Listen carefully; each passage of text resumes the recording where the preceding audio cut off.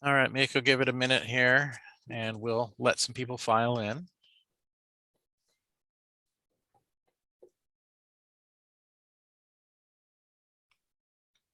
Okay, why don't you get going? All right. Good evening and welcome to tonight's book discussion. My name is Miyako and I am part of the events team here at University Bookstore in Seattle. Tonight, I am excited to present the creators behind the popular webcomic Blackwater, which has recently been published by Henry Holt and Company.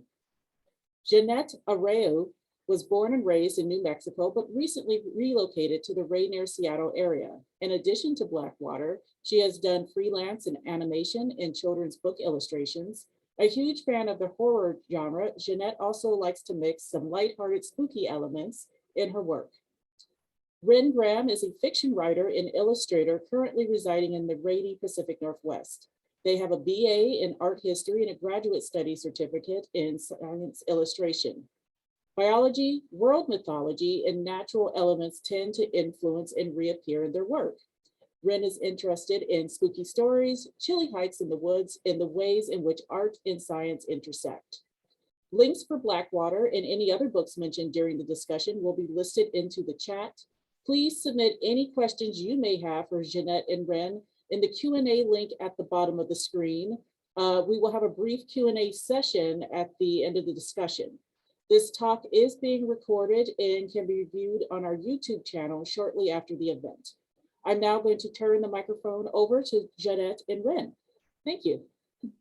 Hello, everyone. So I'm Jeannette, and this is my co-author and co-illustrator, Wren. Hello.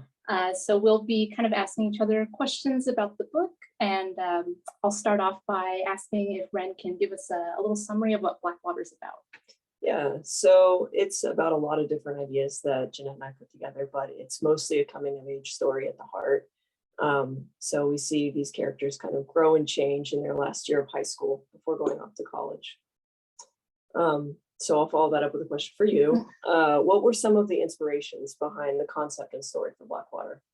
So Wren and I, we just really love just the horror genre, even though Blackwater, it's not really leaning hard into the horror angle. It's kind of has just light supernatural elements. We've always just really loved this genre and just kind of incorporating just little spooky elements in our work. And we thought that it would be interesting to kind of make a werewolf story that has more of an emotional core. There's not really one specific work or book or movie that inspired us, kind of just the genre as a whole. And then I'll ask Wren just to answer how we approached thumbnailing and constructing our pages. Sure. So first we start off with the script, and that was rigorously edited. And then we went and did basic thumbnailing, just very quick sketches. And after that, we sketched the page in Procreate, which is a very, very wonderful iPad program that everyone who's a digital artist should have. And then that's pretty much how you construct a page. It takes a long time, about 8 hours per page. So very time-consuming process. Yeah. So what made us decide to choose grayscale instead of color for the pages? So that was kind of both a decision made for convenience, but also we thought that grayscale kind of fit the tone of the book better, kind of captures that moody element that we were trying to go for. And I think that in combination with the chapter covers being in full color kind of makes those elements pop and kind of has a nice visual contrast. So that was the decision for that process. And Wren will let us know what were the most challenging aspects of the book were while making it. Pretty much every part was challenging. Yeah. Just because it's such a Herculean undertaking. But definitely the sketch stage, I think, is the most challenging part because you have to get all your ideas from your thumbnail down onto the page, and you have to just know how to draw a lot of things. So it involves a lot of cross-referencing Google Images and kind of figuring out how you want to stage and light different panels, especially with grayscale. Just the lighting elements and getting each panel to pop out on the page was very challenging. What was the most challenging part for you? Also just drawing the final pages, I think. Yeah. It was such a task, and sometimes, because sometimes you're a different person from when you've thumbnailed it to when you're actually drawing it. So you'll get another idea, you'll say, oh, I should have done this, and then you kind of want to incorporate those elements. So we kind of didn't strictly go off of our thumbnails. They were more of like just a general guide. And a lot of changes were made after, but definitely just finalizing those pages was a big challenge. And not wanting to go back and redraw every single page you just drew. Yeah. Because you see the mistakes in it. Yeah. So why did we set the story in Maine specifically? So we chose Maine because we just think that that's a place that's kind of very just different from either of our experiences. Wren was born in California, and I was born in New Mexico, and we both currently live in Washington now. So we've never even really been on the East Coast, and it's kind of, to me, always there kind of seemed like there was a gloomy element to especially high up in Maine. The winter seemed really harsh, and I don't know, it just kind of seemed like a good setting for a small town supernatural story to take place in. Mm-hmm. And then we also have just a lot of inspiration from the horror greats like Stephen King, who set a lot of his stories in New England. And so we're kind of pulling from that inspiration as well. Yeah. And Ren, how do you think we conceptualize the characters and their personalities for Blackwater? So it was kind of a long process because these were characters that Jeannette and I had originally conceived of when we were like 18 years old. So they went through a lot of different permutations before they became the characters that they are now and the story that they are now. But you kind of just start with a design or an idea and pull apart what the character is about, or stories that are meaningful to you personally. Do you have any other comments on that? I think that sounds right. It's just a matter of putting all the elements together.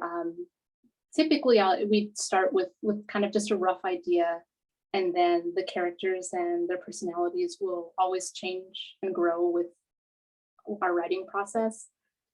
Eli's personality used to be kind of different. I think he used to be a little bit more kind of generally kind, but we decided it would be more interesting if he was kind of a snob, kind of a pretentious teen. I know that I was pretentious as a teenager, so it was important to kind of showcase that aspect of growing up. Yeah. What do you feel is the most important message that we wanted to convey within the story of Blackwater? So that kind of ties into the last question a little bit with their personalities. Eli, especially, he's kind of really pretentious and judgmental, and I think we've all been like that when we were teens, even if we don't realize it at the time. Sometimes you grow up and then you kind of realize that you acted like you think you had the whole world figured out, but you didn't. So we hope that a general message could be just to view other people as multifaceted all the time, and just to have that sense of empathy. Approach things in good faith, and just try to, like you said, empathize with people. Yeah. And Ren, do you imagine there being a sequel to Blackwater? Well, we have other projects we're currently working on, but there's certainly characters in Blackwater that I think would be fun to revisit, like Marcia, for example.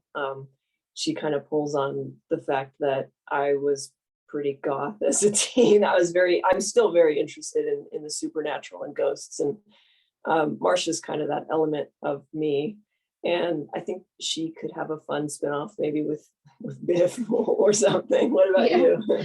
I'd agree. I think Marcia and Biff could have like an interesting friendship and probably interesting adventures that they could have together. Yeah. But I think as far as Tony and Eli, I think their section's probably done. I think we've told as much as we want to say with those characters for now. Mm-hmm.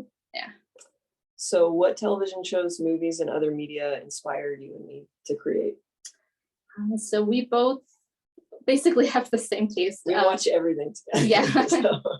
Yeah. So one of our favorite shows right now is definitely What We Do in the Shadows. It's airing right now. Yeah. If you want to watch season 4. Yeah, it's just a really good comedy, mixes in all those fun supernatural elements that we really like. We also really loved Severance. That was another just kind of an amazing series that we watched recently. Is there any other that you'd like to say? We watched Succession as well recently. Yeah. We went through like every single season really fast, and we really liked the class commentary and the dark comedy elements, and just watching this terrible rich family be a terrible rich family. Yeah, I think all of those, they all have really strong character writing despite being very different from one another. And I think those interactions are what really draw us to certain media. Mhm, Yeah. definitely. And then what books would you recommend? So I recently finished Between Two Fires by Christopher Bowman, I think it's called. I really liked that book. It was kind of a dark medieval horror. And the characters in it, again, were just extremely well written and multifaceted and endearing, and kind of made me almost cry a couple times. So I definitely check that book out if medieval horror might be something interesting to you. And what about you? So I recently read White is for Witching by Helen Oyeyemi, and that's kind of a meditation on class and this entrenched colonialism in a family in the UK, and kind of how witches and supernatural elements intersect with those hierarchies. And it's a very, very good book, very spooky. And I also read a series of short stories by George Saunders called 12 Nights, 12th Night, something like that. Or no, it was 10th of December, sorry. 10th of December by George Saunders. And he writes really wry, sarcastic, really bitingly funny satire. So I definitely recommend checking out that book if that's something you like as well. And do you want to tell us about any other stories we're working on, any other projects? Sure. So we are also working on another graphic novel called Laid Out in Lavender. It's going to involve elements of 1920s New York, specifically focusing on the spiritualist movement and the labor movement that were kind of tied together at that time. And also ghosts, because they're spiritualists. So, Yeah. so yeah, you want to say anything more about that? That one's coming along pretty well. Maybe about 3/4 finished at this time. So that'll be our next project to look forward to. And we'll probably go on to discuss our pages that we made. Mhm.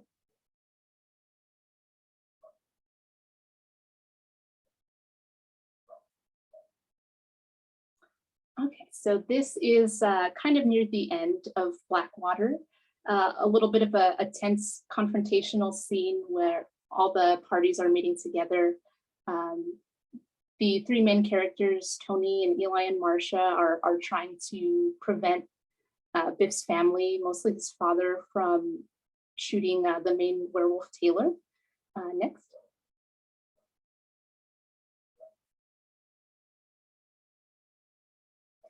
Again, this is just kind of a little action scene showing that things are getting pretty dire. And next page.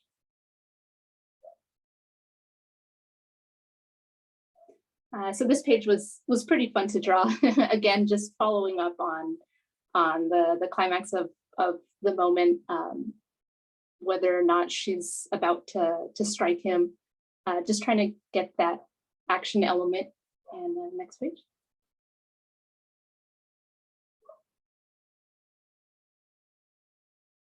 And then just the final page in this little set kind of ends on a cliffhanger. You don't know if she'll be shot or not, but it was just a really fun little segment to make to try to portray the tension that was going on. And then for my pages, should be the next ones in the set. So here we have Tony and Marcia kind of having a conversation as they go over to Eli's house in the afternoon after school. I really wanted to create the sense of dread and kind of gloomy forest, the covered bridge look of Maine. So I was pulling a lot of references from just small towns in Maine, and trying to make it really feel like that's where they were, and establish the setting. And I also just like the panel here showing the teeth kind of coming up on Tony's regular human teeth to kind of foreshadow what's to come later in the chapter. Next set. So for these 2 pages, something I enjoyed illustrating here was kind of the progression of Taylor, the werewolf, kind of breaking down in this conversation with Tony and slowly transforming into a werewolf while having this very emotionally charged conversation. So that was one of the themes that we discussed, that we really wanted to materialize in the story. So it was a lot of fun kind of showing her gradual transformation.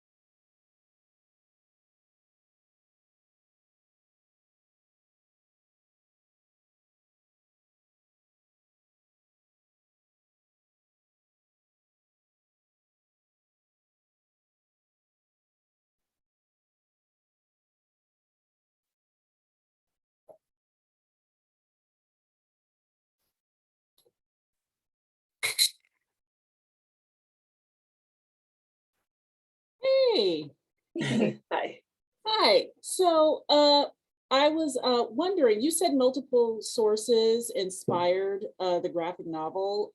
Was there a particularly a teen werewolf source that inspired your writing or the creation of the characters in the world? Not particularly, not any specific teen werewolf story. Mhm. Yeah.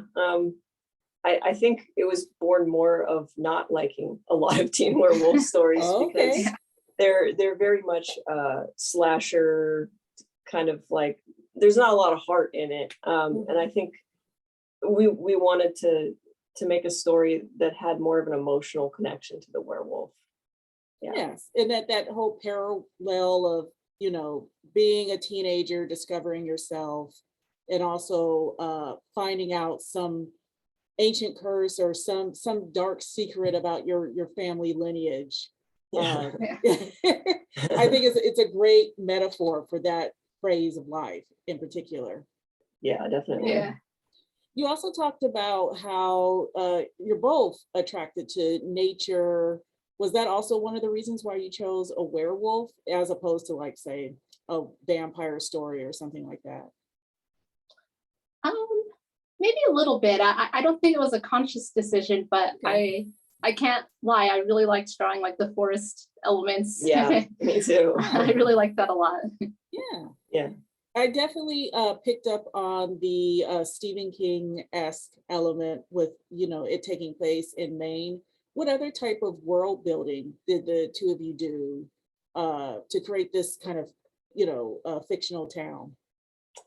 So we did a lot of research on the kind of economy that is prevalent in Maine. So the main ghost of the story is a lobster fisherman, which is a huge, just like economic element in Maine. So we wanted to draw in that kind of region specific experience as well. Yeah. I also like the contrast, like you said, about each chapter being a colored page and then the preceding pages being black and white, because it reminded me of kind of more digest style comic books that I used to read, particularly kind of the independent ones. Was that an or what really is your guys' relationship with comic books in general? When I was younger, I read a lot of Wolverine. So Yes. Okay. I really like the way that color is used in like 2 or 3 tones to really, it's not full color, but it kind of presents a mood in the piece.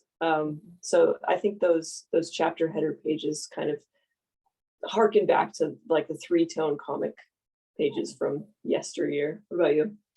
So I used to read when I was younger. I used to read just a lot of webcomics, but then as I got older, I started to really pay attention to a lot of like French and European graphic novels. I think they're just like really beautiful and have interesting storytelling. One of my favorites would probably be Black Sad. And I think there's kind of a new French Lucky Luke book that I really like reading. Aren't you sophisticated? Yeah. No, those are great sources. Oh, go ahead. No, go ahead. Go ahead. I don't want to stop. It seems like there's kind of a larger cultural consciousness for adult and middle grade comic books in Europe that I think is finally starting to happen here in the United States. So I'm really excited to see where that goes. Yeah. Yeah. It is treated as more of an like literary art form. Over in Europe, and a little bit in Japan too, where there seems to be different levels, reading levels for different audiences. Yeah, that's good. You said that, well, I don't want you guys to accidentally reveal anything spoilery about your next book, but I was curious about why you chose the particular time period that you chose for your next project. If you want to go into it, you don't have to if you don't want to accidentally reveal anything. We just find it to be just, I don't know, just a really interesting time period in terms of what was going on socially and economically and just how, like what happened kind of immediately after World War One. It was just something kind of interesting, and we also were reading into the spiritualist movement itself, and just learning what that's about, kind of tied in, of course, to that time period. So it was just something that we thought was really interesting to explore. Yeah.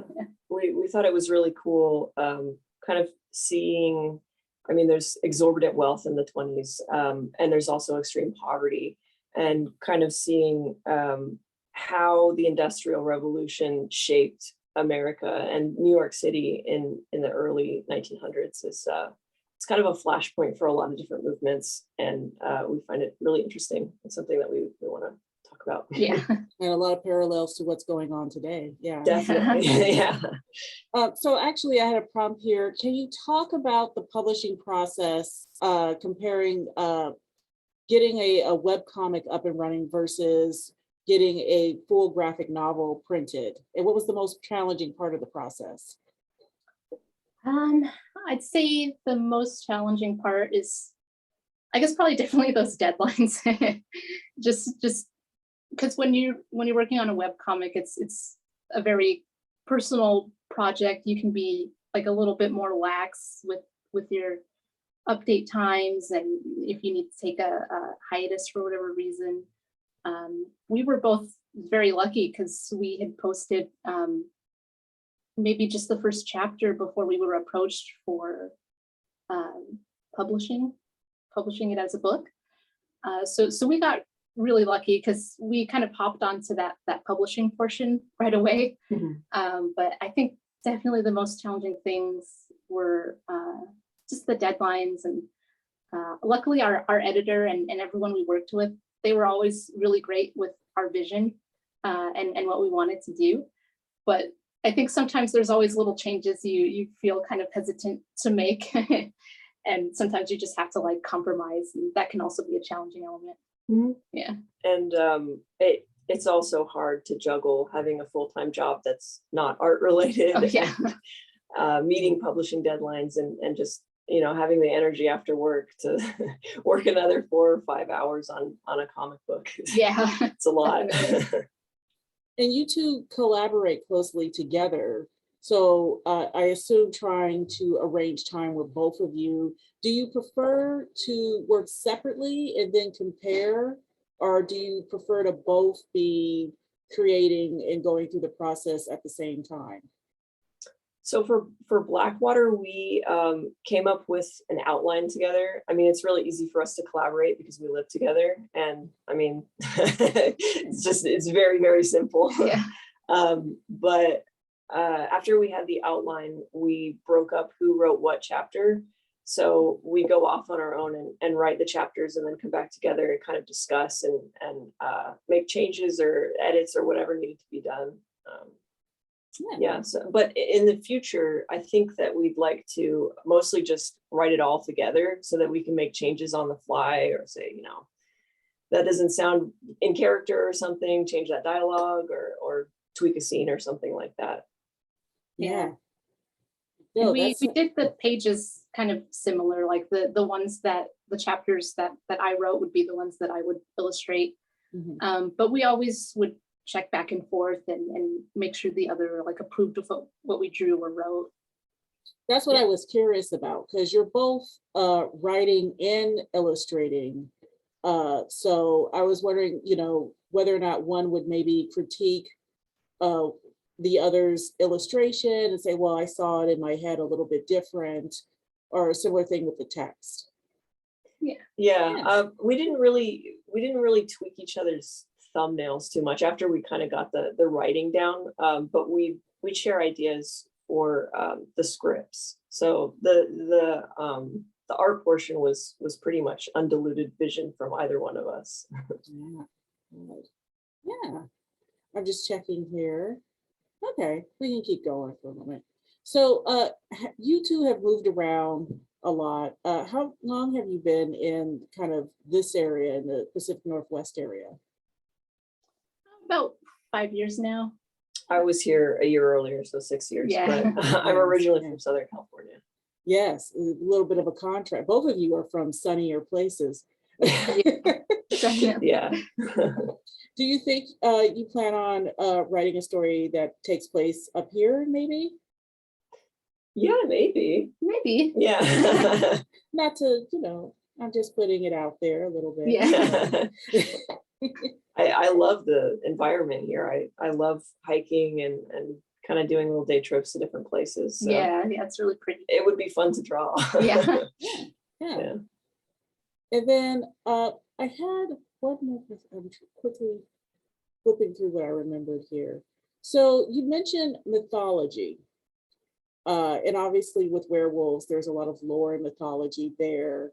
I assume your next project, there will also be a little bit of lore there. Do you guys do extensive research where you're coming up with your ideas about, creating the mythology of the comic book? Because with werewolves, there's multiple ways you could go about it. Yeah, definitely. I have like a shelf downstairs. It's like this big, full of like werewolf myths and vampire myths and ghosts.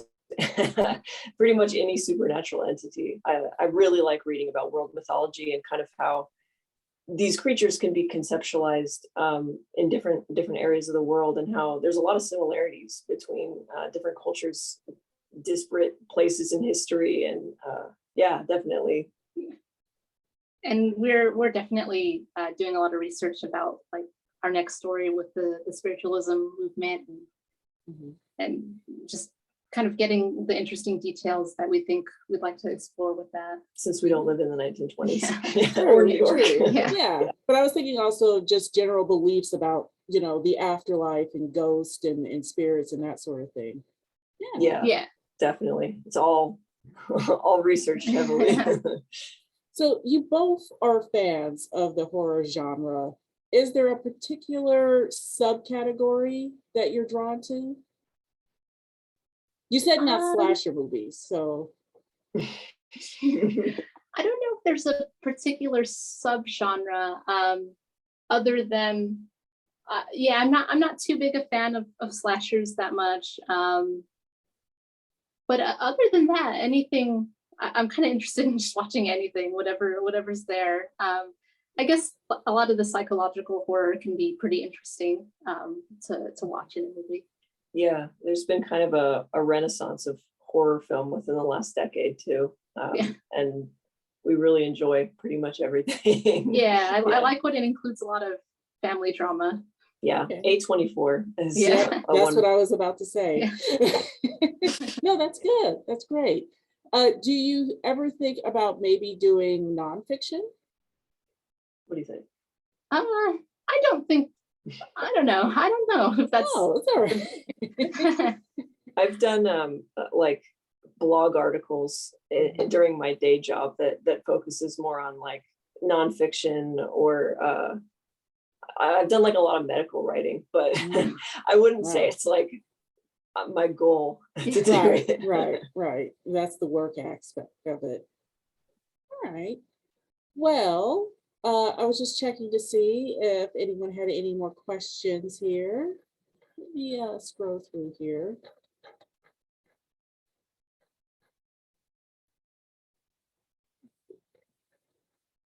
You said you had another virtual event also happening later in the month. Mhm. Are you planning to do any in-person anytime soon? Not with COVID kind of surging again, but maybe in the future it would be nice. Yeah. Understandable. All right. Well, let's see here.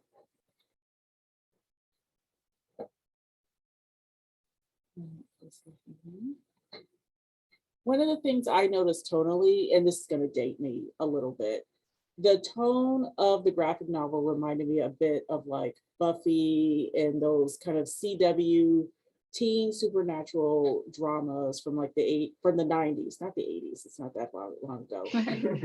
But the mixing of comedy as well as horror to kind of undercut the scarier parts of the story. I've been told it's really tough to, to do comedy as well. But did it come out just naturally for you, some of the more humorous aspects? I hope so. Yeah.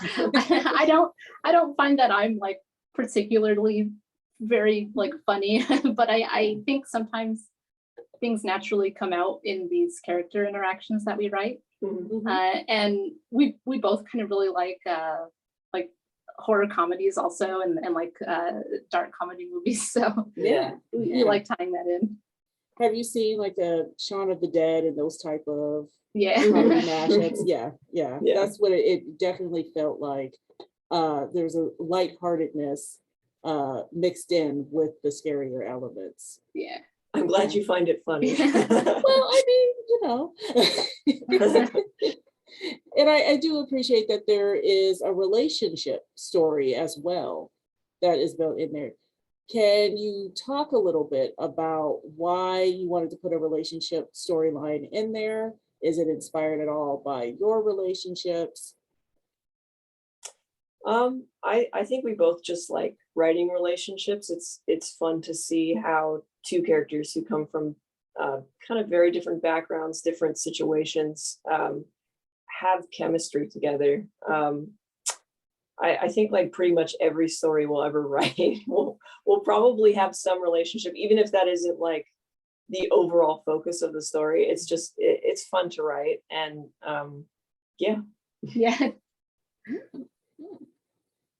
Well, I wanted to thank Jeannette and Wren for tonight's conversation. And I also wanted to thank tonight's audience and anyone watching the replay on the YouTube. Links for Blackwater are on our website, and we hope that you join us again soon. All right. Thank you. Thank you. Good night.